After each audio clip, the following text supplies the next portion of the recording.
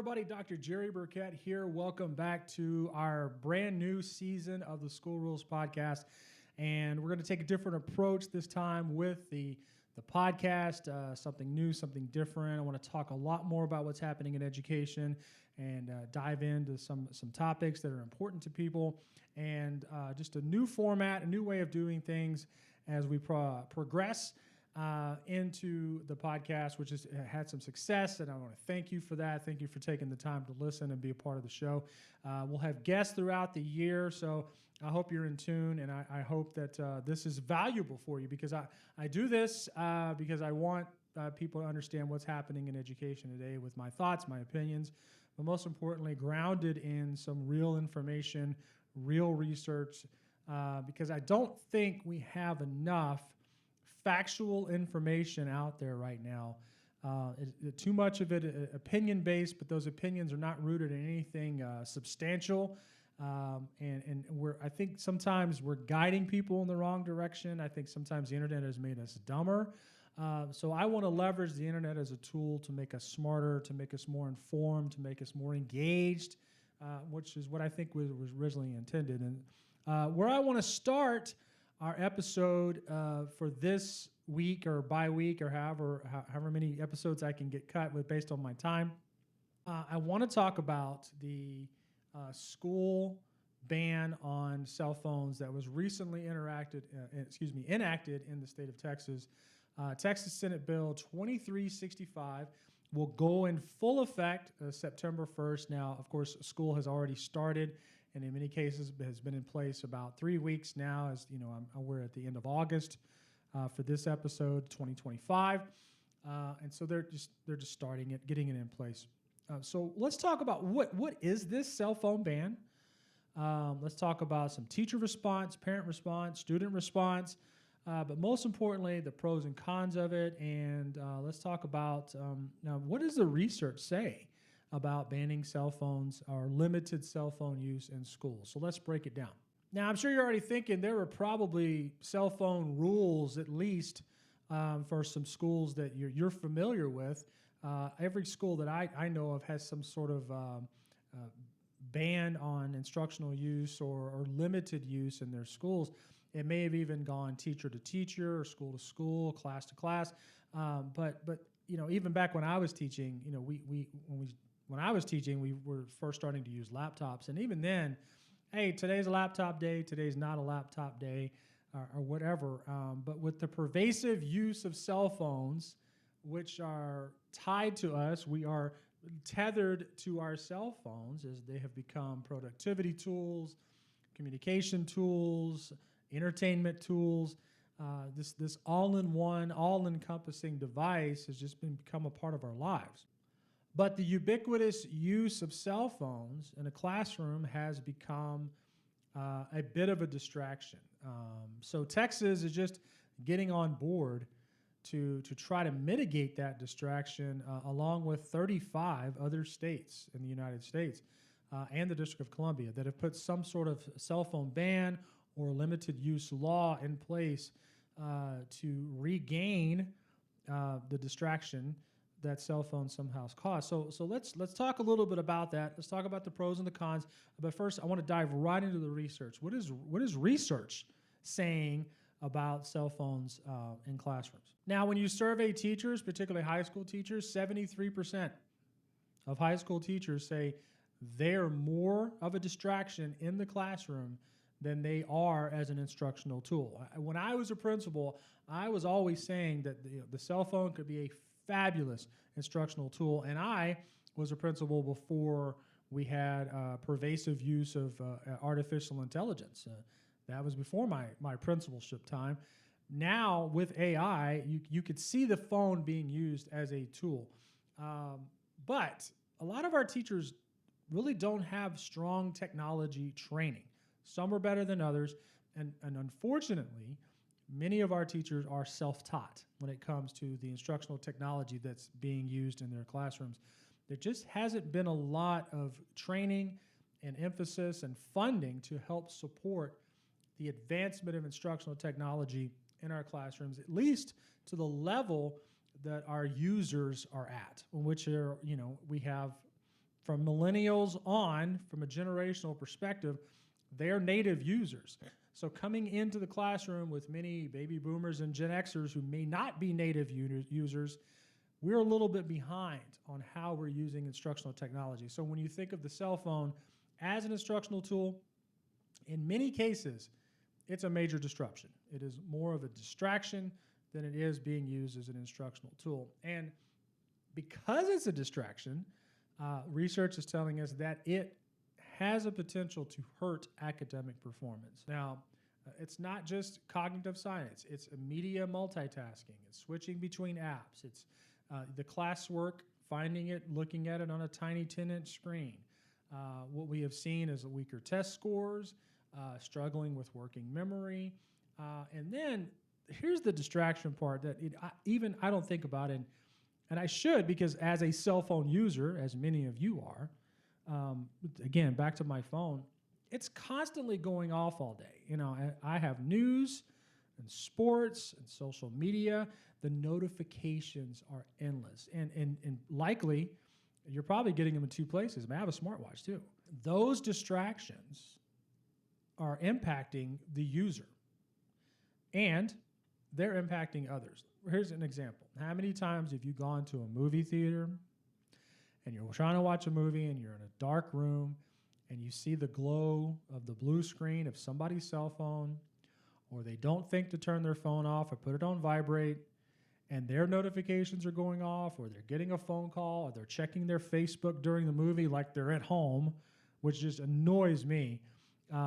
But again, culturally, that's where a lot of people are. You know, they'd rather look at their phone than watch the movie or try to do two things at once. Those distractions are distracting other people. And so when you're constantly being pinged with notifications, your attention span shrinks very quickly. And from a brain learning perspective, brains only have about a 10-minute attention span before it is going to go do something else. And so because of that, our attention spans are shrinking. Cell phones are making them shrink even more, and notifications don't help. So especially with social media involved. And that leads to the next piece of research, which is not new research, and this is very, very important.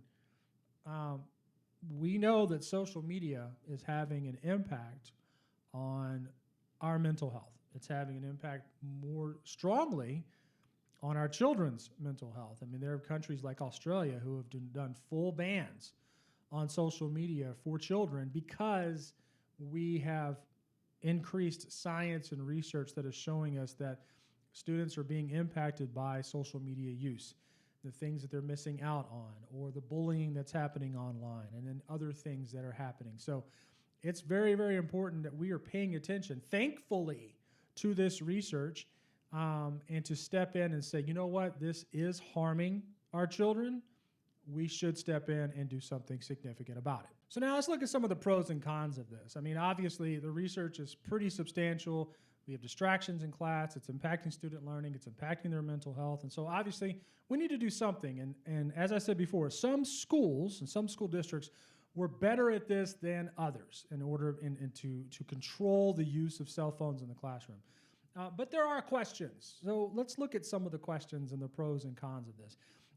First of all, there's an equity issue here, because some students having an access to a phone might be beneficial for translating language if they're a second language learner or English language learner, using a cell phone to help with translations, vocabulary, and so on. There are some cases where students need cell phones because they're tracking their glucose, they have diabetes, or they have other health issues, and they need a cell phone to do that, using and leveraging technology available on their cell phone for that. Fortunately, this law does allow some of those cases, but you've got to go to a 504 meeting for it. You've got to demonstrate that you have a need because of your disability to use that technology. So that's impactful. And cell phones, they're not inherently evil. I mean, yes, they're a distraction, and if we're constantly on social media and we're not doing our schoolwork, then yeah, that's a problem. But we do know they can support learning. They're multimedia tools.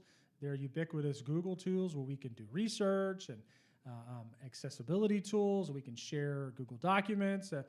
But this does require substantial training and structure and support and the interaction of boundaries. You got to have boundaries in place, which means you've got to have rules. And that does take time in order to put that culture in place. Like, we can use cell phones for these reasons, but we're not going to use them for these reasons. And so putting teachers in that position to have to constantly police what we're using phones for and what we're not using phones for was becoming problematic.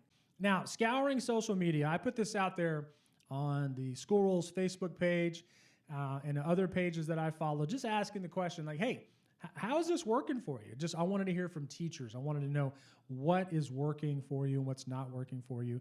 And the jury's out on this, for at least from a teacher perspective. They love it.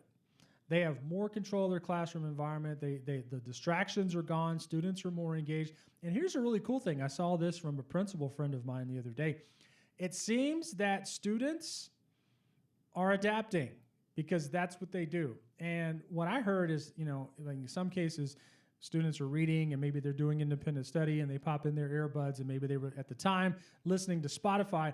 Now they're bringing CD players to school and listening to music on old school CDs, which that's a bit nostalgic and kind of cool. And I heard millennials are kind of feeling nostalgic right now, so they're bringing back some of their old things that they used to do when they were kids, and CDs are a part of it. So CDs are becoming popular again, and I think this is related to that. I think it's related because, well, I can't listen to my phone, but you didn't say anything about a CD player. So CDs seem to be back in style. I don't think we'll go back as far as cassette tapes because that would be weird, but CDs are back and they're trending. So, but not only that, students seem to be engaging with one another again, which is not a bad thing. And so instead of engaging with a phone and texting on social media, we're actually having physical face-to-face conversations again, which I think is great. Working together in groups, having real conversations, maybe even playing a card game or something like that. That's some of the responses that I got. That's how students are adjusting, adapting, and teachers are loving it. They have full control of their classrooms again, which is not a bad thing. And maybe we're finally learning that maybe we don't need the cell phone as much as we once did. Even as I get older, I'm 49, I don't seem to be on my phone as much as I used to. Sure, I'll play the occasional game and I'll check my social media, check my email, do those kind of things in the text messages that come in from family and friends. But outside of that, I don't really feel the need to constantly be on my phone or have it charged all the time. Now, other people might feel differently. And I'm certainly not as engaged in social media as I once was. Maybe because social media has evolved, I have evolved away from it. But that's just me as a user, and I'm not speaking for everyone. But if we're not using cell phones in these capacities, then maybe we learned that there are other things that we can do that we don't have to rely on cell phones so much. Or in cases that we thought cell phone was the only way, maybe that's not the case. We can actually do and engage in other ways. And most importantly, for parents, maybe having to send that text at 10:15 in the morning when your kid's supposed to be in algebra about whether or not they brought their cleats to school, maybe that is your mental purge, but wasn't the best time for your mental purge, that maybe there's a better time to create that communication link. And so maybe this strengthens a way for parents and students to communicate in other ways without having this over-reliance on technology. Now, one area of concern that I had was, and I hope that parents and school district officials are able to resolve this, is that sometimes there are children that parents gave them a smartwatch or a cell phone so that they can track them because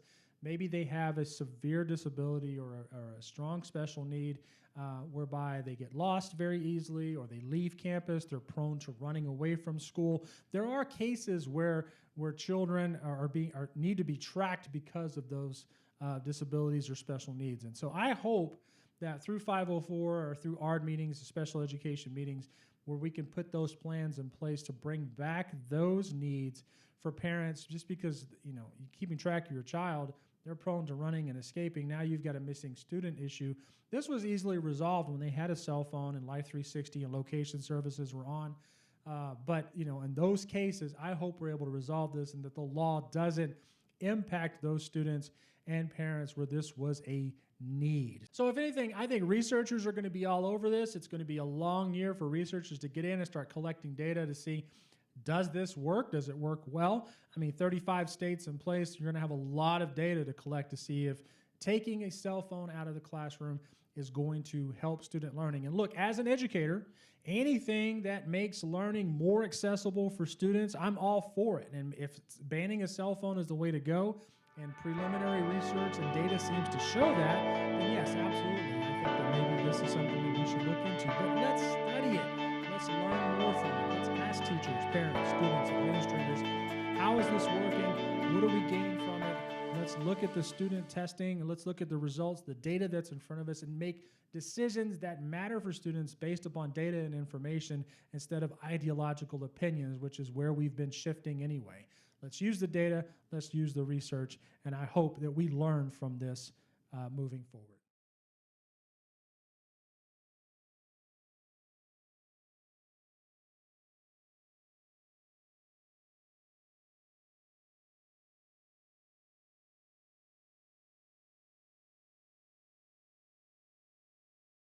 Okay, so as we're kicking off a new school year and you're starting to get embedded in the work that you're doing and you're thinking about your classes and your students and teachers, and many of you are already a good 3 weeks into school and probably looking forward to your first break of the school year with Labor Day coming up.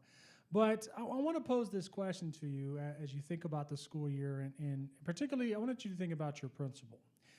Long ago, I had an opportunity to attend a professional development with a professor by the name of Todd Whitaker, and he wrote a book called What Great Principals Do Differently. And actually, I have a copy of that book, and I've read it a couple of times, and he brings up a lot of really good, interesting aspects of what really good principals do to make really great schools. Now, there are mountains of research out there of what makes a great principal. And a couple of years ago, I was more interested in what makes a bad principal, and actually wrote an article on what ineffective principals are doing to kind of push teachers away from their campus and pushing them out of the school. They just are so sick of the leadership on their campus that they're actually out there finding a different job because the principal was so poor or ineffective. But I wanted to talk about, are you happy with where you are? Education is hard. Being a teacher is difficult. And I don't want to discount, or I don't want anyone to discount the work that educators do each and every day. It's a difficult job. It's a difficult task. Having to balance the workload, having to balance the teaching, the lesson plans, the curriculum, the teachers, the expectations of the school district, and now the state of Texas and other states coming down on you with just one more thing. And there's countless, even this year, the state laws that are going into effect, and I'll just go over a handful of them, and we'll break these down in subsequent episodes. But the cell phone ban, displaying the 10 Commandments, having to prayer time, financial literacy requirements, now parental oversight of library materials, the ban on DEI, food additive bans, health and nutrition education, things like that. There's a lot. And it seems like those who make these decisions in the state capitals, they do so sometimes with educator input and sometimes they don't. And it gets harder to do the job, and there's not any more funding that necessarily comes with it. Let's be honest. We're actually entering an era where I think we're seeing less funding. And educators seem to get blamed for everything, get blamed for this and blamed for that, when we all know that there are so many factors that go into what's happening in our schools and our students and our parents and our communities and our teachers and our administrators and our counselors and our nurses, and I could go on and on and on. But it's still a place you have to go to work because you have to get paid and you have to do your things for your family and so on. You have bills to pay. You have a mortgage to pay. So if it's not a fun place to go and work, if it's not an interesting place to go and work, if you don't feel valued in that work that you continue to put in each and every day, then why do you continue to go? That's true for all of us in all of the work that we do, every single one of us. I want to feel valued in the work that I do at the university level. So whether you're in corporate America or education, it really doesn't matter where you work. As an individual, as a human being, the contributions that you make and the things that you do, you want to feel valued. So I want you to think about your school for a minute And do you feel valued by your principal, by your leader, by your administration? Because great principals, they focus on people. They don't always focus on the programs. They prioritize hiring good people, supporting those people, and trying to do everything they can to retain great teachers and great people on their campus. But as a corollary to that, they identify deficits in those individuals. And as I always say, and this came from my old superintendent and mentor to me, you either coach them up or you coach them out, because we're in the business of student achievement. And I need the best people in place to make sure that that happens. Another thing that your principals should be doing, they should assume the best of their teachers. And I'm going to say this today, and I'm going to say it again tomorrow and next podcast that I do. Teachers, you are a professional, and you may not be always treated that way, but you are a professional. You are a certified, degreed, experienced individual, and you should be paid and treated as such. And now I'm hearing stories of teachers having to take out their own trash because of budget cuts that have eliminated janitorial positions or custodial positions on campus. That's no way to treat a professional. Teachers are even being told that they can't have access to their cell phones, even though the cell phone ban is for students. That's not professional. And further, teachers who are told how to do their jobs or when to do their jobs, look, what's the point of having your certification and your degreed experience if you can't go in and do the work that you're expected to do without being micromanaged all the time? Now, I get it, principals have to manage and they have to support teachers, but there's a different way of going about it. Micromanagement isn't the way. We have to trust and assume that our teachers are going to do the best in the classroom. Give them space to breathe and do their job. And the way to do that is to model the behavior that you expect. Principals should be walking the talk, showing that respect, being consistent, being professional with every interaction. One of the things that came out in my study when I looked at what makes a bad principal or an ineffective principal was this professionalism, coming to work professional, using professional language, treating people as equals and as professionals. I was stunned at the number of people that reported that that just doesn't happen on their campus, that principals just come to work whenever they want to come, they use inappropriate language, they say inappropriate things, using politics against people. That's just not how to lead a school. Another thing principals should be doing is celebrating successes. Again, this goes back to being recognized. You want to be appreciated for the work that you're doing. So the effort, the achievement, being positive, and then in the face of adversity, showing resilience, showing that we can address things directly and respectfully and never let problems fester or erode any of our morale that we have on campus. You've been to schools where you can walk on the campus and feel the tension. You can feel a lack of energy and a lack of support. The workplace should be a place you kind of look forward to going to because you have something to contribute and you're working on something that you feel is important and impactful. I mean, look, nobody wants to drag their butt to work on Mondays. I get that. But at the same time, you choose this profession because you feel like you have something to contribute. You feel like you belong there. You went to school for it. You got degrees in it. You're certified in it. So there's some element of you that wants to go to work and wants to participate. You should work in an environment where you feel like you have that level of productivity. The last thing I want you to look for in your principal is, are they the kind of person that learns from their mistakes? Are they reflective, adaptive? Are they growing? Do they subscribe to a continuous improvement model?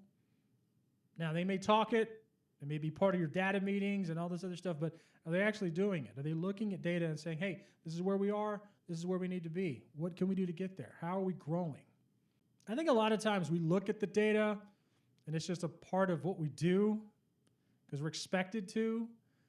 We never spend any time actually reflecting. We never spend any time actually growing, shaping, building, moving on to the next big thing, whatever that might be for you, whatever that might be for your school. So as you go into this school year, I know you're being inundated with changes and expectations and new things that are happening each and every day. I want you to think about your campus, your leadership, and any of these aspects part of your daily work and daily life. I hope they are. And I hope that you're able to find a school district that believes in growing the individual, moving the school forward, helping students, building community, and frankly, supporting one another. Because that's really what this is supposed to be about.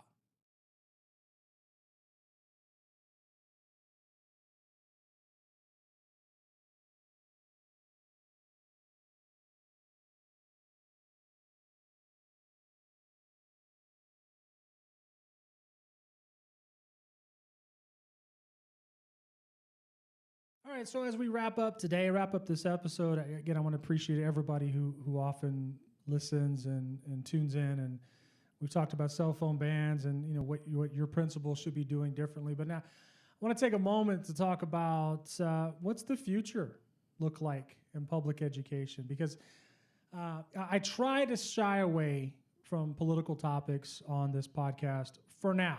I restrict a lot of the things that I would like to say. So hopefully one of these days I'll rip off that Band-Aid and I'll make things truly known. But at the same time, I don't see the point in getting overly political, because you're always going to make one side mad and the other side happy, and it's going to be flipped. And regardless, sometimes being political, it just doesn't make sense. But public education shouldn't be a political topic. Let's start there.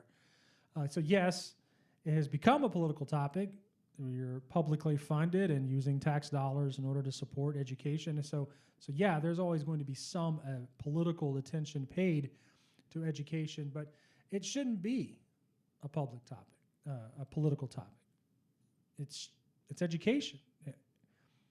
And as someone who's been in this business for 26 years, I can't not have the opinion that everybody has a right to an education. Everybody has a right to have access to information and to learn and to grow and to think critically and to have access to college and career opportunities, trade schools, all of these things. There's not a competition. Every child and every adult should have post-secondary access to an education. So as an educator, I believe that, and that's part of who I am as a person and as a professor, and I'm not going to apologize for that. It's exactly what I do in this world, is that I want people to have access to this information. And this podcast is an extension of that, because I want to continue to educate in some form or fashion. But I can't help but to be a bit hesitant and wondering what's next for public education, as many of you who are educators are also probably thinking about. And you know what I'm going to say? Artificial intelligence. I said it. AI. ChatGPT, the co-pilots, the Geminis, whatever it is. And I've seen AI do some amazing things. And I'm sure you have too. The videos, the deep fakes, the music, the information. But I'm sure you have the same concerns as I do. Is AI going to replace educators? Is it going to replace higher ed professors?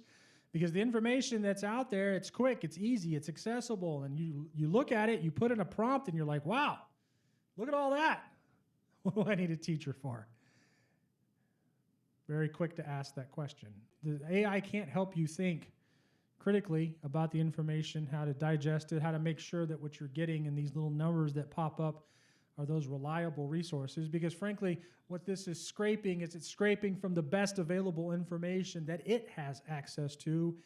And as you know, the internet is an interweb of horrible information. It's not all good. It's pretty bad sometimes. I said earlier, the internet has made us dumber. It really has. Because people have lost the ability to think critically about what's being put in front of them, and they take it for face value. And as an educator, I struggle with that. You can't take this for face value. Read more. Vet your sources. Go to another location and see if you get the same information. Check your links to see if this is coming from somewhere that's reliable, informed, correct, research-based. So yeah, this tool can do some amazing things, but the future of public education should not be based on it. If we're going to clean up our curriculum, let's not use AI to do it. Maybe we should be feeding AI the information that is, we know, reliable, informed, research-based, and correct. But what concerns me is that the root of this is going to have to come from governance, and it's got to come from policy, and it's going to have to come from funding. We need to figure out Are we going to continue to be public schools that are locally controlled, or are we going to continue to push that local control to more of a state level or a federal level? There are pros and cons of doing both, and I don't have an advocacy one way or the other. When I get new information, my opinion will change, and that's how it should work. New information, new opinion. But for now, doing what we're doing, is it working? Is it not? Those are questions we have to ask if we figure out what's next for public education. Where's the funding going to come from? Who's going to allocate these resources? How are we going to continue to support students who do continue to have diverse needs? All of our students need something different. Do we have the right people in place to meet their needs? Do we have the right curriculum in place? Are we doing learning correctly? Do our teachers know how to differentiate? These are all challenges that aren't new to public education. I don't think I'm saying anything that we haven't talked about 10, 15, 20 years ago. Every year it's something new, or at least it feels like it. But one thing is for sure, the technology is changing faster than education can keep up with it. And to even worse to that point, the technology is changing faster than the government can keep up with. See, these are systems that were designed to move slowly at a pace that is controlled and has measures in place so that there are checks and balances to ensure that everything is being vetted and looked at appropriately down the line. Governance is slow, methodical, resource-based. Technology moves very quickly. And sometimes those two, they don't meet up very well. Education is the same thing. Everybody wants everything lightning fast, quick, now, now, now. Learning doesn't always work that way. So as we figure out a way to allocate our resources and close achievement gaps and help students who are in need, AI becomes just one more thing that we throw out there to say, is this a tool that will work for us? And if so, can we train our teachers to use it effectively, ethically? Can we train them how to use it efficiently? Can we teach our students to use it as productivity tools and support instead of a place to go to just do the work for us? And like everything else in education, is it equitable? Does everybody have access to it? Because education doesn't work for everyone unless everyone has an equal opportunity to access that same information. And as we already know, the education system isn't built up as an equitable system. There are inequalities in the system. Sometimes that's by design. It shouldn't be that way. Every child should have an opportunity somewhere down the line. In public education, every child matters. So, we wrap up today. Future of public education. Technology is going to be a huge factor in that, especially as workforce demands change, and there's going to be a growing emphasis on AI. So where is education going to be whenever we push forward the next generation of students who are digital natives who are using AI as their primary tool? Where will we be?